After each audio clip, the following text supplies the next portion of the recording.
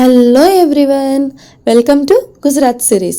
So first time ఎవరైనా చూస్తున్నట్టయితే మీకు గుజరాత్లో ఉన్నటువంటి టెంపుల్స్ అంటే ద్వారకా, సోమనాథ్, నాగేశ్వర్ జ్యోతిర్లింగ్, ఇంకా వేరే వేరే టెంపుల్స్, బీచెస్, దగ్గరలో ఉన్న ఐలాండ్స్, స్టే, బడ్జెట్, ఇంకా ఏ డీటెయిల్స్ కావాలి అనుకున్నా ముందే సబ్స్క్రైబ్ చేసుకోండి. మీకు ప్రతి వీడియో డీటెయిల్డ్గా ఎక్స్ప్లెయిన్ చేస్తాను. బడ్జెట్ ఫ్రెండ్లీలో డీటెయిల్స్ కూడా ఇన్ఫామ్ చేస్తాను. అండ్ అలాగే లైక్ చేసి హైప్ కూడా చేయండి, సో దట్ ఎక్కువ మందికి కూడా రీచ్ అవుతుంది.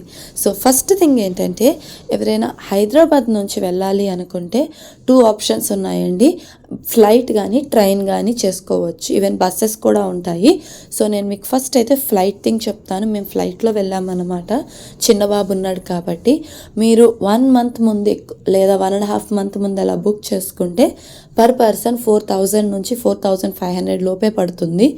అండ్ మీ కిడ్ కనుక 2 years లోపు అయితే కనుక 1,500 అలా పడుతుంది. అబౌట్ 2 years అయితే కనుక ఫుల్ ఛార్జ్ పడుతుంది. సో ఇది మేము ఇండిగోలో చేసుకున్నాము. 1.5 మంత్ బుక్ చేసుకుంటే ఇలా బడ్జెట్ డేస్ దగ్గరకు వచ్చే కొలది ప్రైస్ అయితే పెరుగుతుంది అనమాట. అండ్ ఈ ఫ్లైట్ వచ్చి డైరెక్ట్గా ద్వారకా వెళ్ళదు, అహ్మదాబాద్ వరకు వెళ్తుంది. అక్కడ నుంచి మనం ట్రైన్ ఆర్ బస్ తీసుకోవచ్చు, లేదా లోకల్ క్యాబ్ వాళ్ళతో మాట్లాడుకోవచ్చు అన్నమాట. అదే మీరు ట్రైన్ వెళ్ళాలి అనుకుంటే కనుక కాచిగూడ ట్రైన్ ఉంటుంది. అది ఓకా ఎక్స్ప్రెస్ అని చెప్పి డైరెక్ట్గా ఓకా వరకు వెళ్తుంది. మీరు కావాలి అంటే ద్వారకాలో దిగచ్చు, లేదు ఓకా అయితే కనుక బేట్ ద్వారకాకి దగ్గర అనమాట. ఈ ద్వారకా, బేట్ ద్వారకా ఇవన్నీ కూడా నేను నెక్స్ట్ అంటే ఆ టెంపుల్స్ దగ్గర ఉన్నప్పుడు డీటెయిల్డ్ ఇన్ఫర్మేషన్ అయితే మీకు ఎక్స్ప్లెయిన్ చేస్తాను. అండ్ ఇప్పుడు మా ట్రిప్కి వచ్చేస్తే, సో నేను మీ అందరికీ చెప్పినట్టుగా ఫస్ట్ మేము గుజరాత్కి వెళ్ళాము. గుజరాత్లో అహ్మదాబాద్ సర్దార్ వల్లభాయ్ పటేల్ ఎయిర్పోర్ట్లో దిగామన్నమాట. అయితే ఇక్కడ రాజ్కోట్, జామ్నగర్ ఇలా వేరే వేరే ఎయిర్పోర్ట్స్ కూడా ఉన్నాయి. కొంచెం అవి ద్వారకాకి దగ్గర. కాకపోతే డిఫరెన్స్ ఏంటంటే అహ్మదాబాద్ అయితే కనుక ఎక్కడ మధ్యలో లేఓవర్స్ ఉండవు, డైరెక్ట్గా 1 hour 30 minutesలో వెళ్ళిపోతాము. అవైతే 5 hours 10 hours లేఓవర్స్ ఉంటాయి. దానికన్నా మీరు అహ్మదాబాద్లో దిగి అక్కడ మంచి మంచి టెంపుల్స్,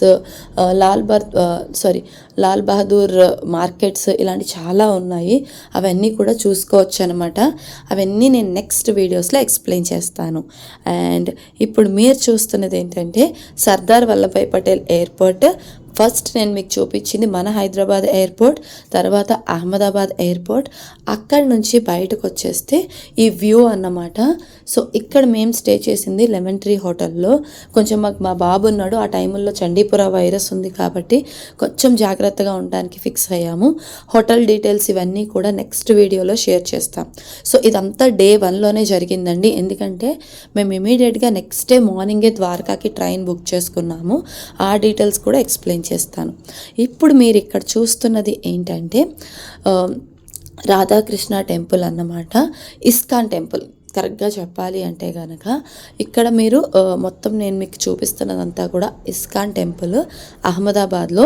సో ఫస్ట్ డే మేము కొన్ని టెంపుల్స్ అహ్మదాబాద్లో కవర్ చేసాము, కొన్ని నేను షార్ట్స్లో కూడా మీకు పోస్ట్ చేస్తాను. ఎందుకంటే అన్నీ ఒకే వీడియో అంటే లాంగ్ వీడియోస్ అవుతాయి కాబట్టి మెయిన్ వన్నీ లాంగ్ వీడియోస్. ఏమన్నా ఒకటి రెండు చిన్న చిన్న టెంపుల్స్ అలాంటివి ఉంటే కనుక షార్ట్స్లో కూడా పోస్ట్ చేస్తాను. అండ్ ఏమైనా ఇన్ఫర్మేషన్ నేను మిస్ అయ్యి ఉంటే కనుక మీరు నాకు కామెంట్ సెక్షన్లో కామెంట్ చేయండి, ప్రతిదీ నేను మీకు రెస్పాండ్ అవుతాను. అండ్ ఇక్కడ ప్రతి టెంపుల్కి కూడా ఒక హిస్టరీ ఉందండి. ఇప్పుడు మనకి ఆంధ్ర ఆర్ తెలంగాణలో ఎలా ఉంటుందో అక్కడ కూడా ఇక్కడ మీరు గోమాతను ఒక్కసారి కనుక జాగ్రత్తగా అబ్జర్వ్ చేస్తే అందరి దేవుళ్ళు ఆ గోమాత మీదే ఉన్నారు. సరస్వతి అమ్మవారు అవ్వచ్చు, బ్రహ్మ, నారదముని, ఇలాగ ప్రతి ఒక్కరు కూడా. ఇదంతా కూడా ఇస్కాన్ టెంపుల్ అనమాట. మీకు ఇంకొక టిప్ ఏంటంటే అక్కడికి వెళ్ళిన తర్వాత డిఫాల్ట్గా అందరినీ ట్రస్ట్ చేయకుండా మీరు వెళ్తున్నప్పుడు 4-3 ఆటోల్లో కానీ క్యాబుల్లో కానీ మాట్లాడుతుంటారు కదా, వాళ్ళతో ఒకే ఏరియాలో ఉన్న టెంపుల్స్ కానీ ఏమైనా లోకల్ బజార్ అంటే ఇప్పుడు మనకి కోటి మార్కెట్ ఇలాంటివి ఉంటాయి కదా, ఇలాంటివి తెలుసుకోండి. సో మేము అలా తెలుసుకున్నవే ఈ 3 దర్వాజా బజార్ కానీ లాల్ దర్వాజా మార్కెట్. ఇంకా నేను డీటెయిల్డ్గా ఆ మార్కెట్స్, బజార్ అవన్నీ చూపిస్తున్నప్పుడు ఎక్స్ప్లెయిన్ చేస్తాను. సో ఇక్కడ నెక్స్ట్ వచ్చేటప్పటికి ట్రైన్ ఇందాక చెప్పినట్టుగా 38 అవర్స్ అండి, ఆల్మోస్ట్ 38 to 48 అవర్స్ పడుతుంది కాచిగూడ నుంచి. ద్వారకాకి డైరెక్ట్గా వెళ్ళాలి అనుకుంటే, ఇన్ కేస్ మీకు అహ్మదాబాద్ స్టే వద్దు అనుకుంటే కనుక. నెక్స్ట్ హోటల్స్ వచ్చేటప్పటికి అహ్మదాబాద్ అవ్వచ్చు, ద్వారకా అవ్వచ్చు, ఎక్కడైనా కావచ్చు, స్టార్టింగ్ రేంజ్ 2000 నుంచి కూడా ఉన్నాయండి. ఇంకా తక్కువలో కూడా ఉండొచ్చు. అంటే మీ స్టే ప్రిఫరెన్స్ బట్టి, అంటే మీరు హోటల్లో ఎక్కువ స్టే చేయము, రోజంతా మేము ఎక్కువ బయటే ఉంటాము, జస్ట్ ఏదో స్టేయింగ్ పర్పస్ అంటే కనుక అలాంటివి ప్రిఫర్ చేసుకోవచ్చు. లేదు కొంచెం మేము హోటల్లో కూడా ఎక్కువ స్టే చేస్తాము, కొంచెం ఎక్కువ కావాలి అనుకుంటే 3 స్టార్ 4 స్టార్ అలా ఒకటి ప్రిఫర్ చేసుకోవచ్చు.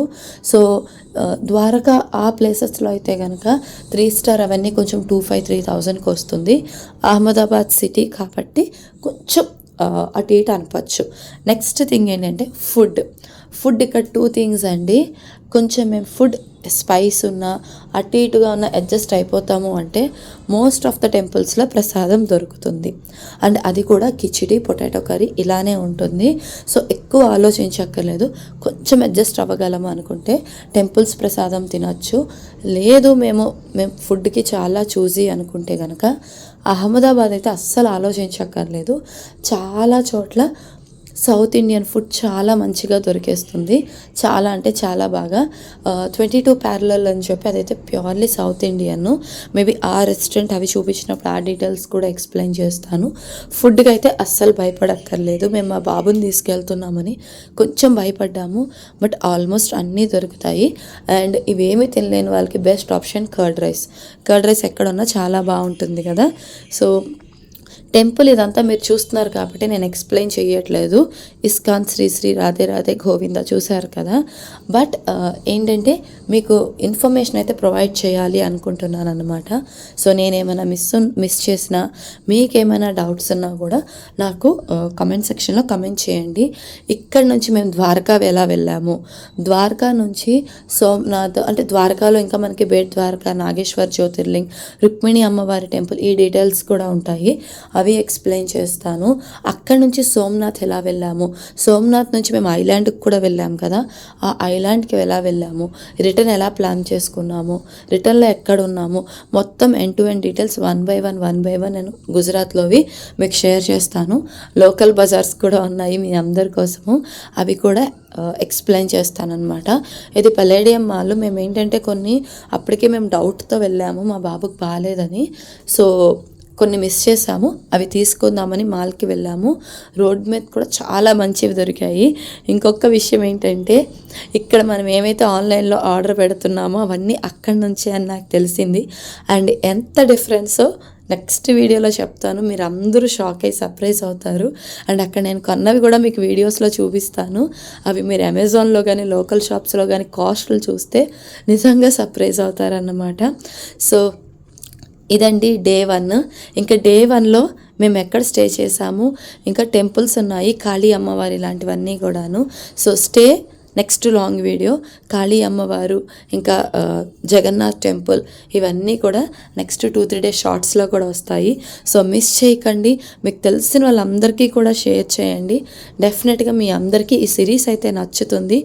ఏది మిస్ అవ్వకండి, చాలా ఇంపార్టెంట్ ఇన్ఫర్మేషన్ ఉంటుంది. డెఫినెట్గా సబ్స్క్రైబ్ అయితే చేసుకోండి.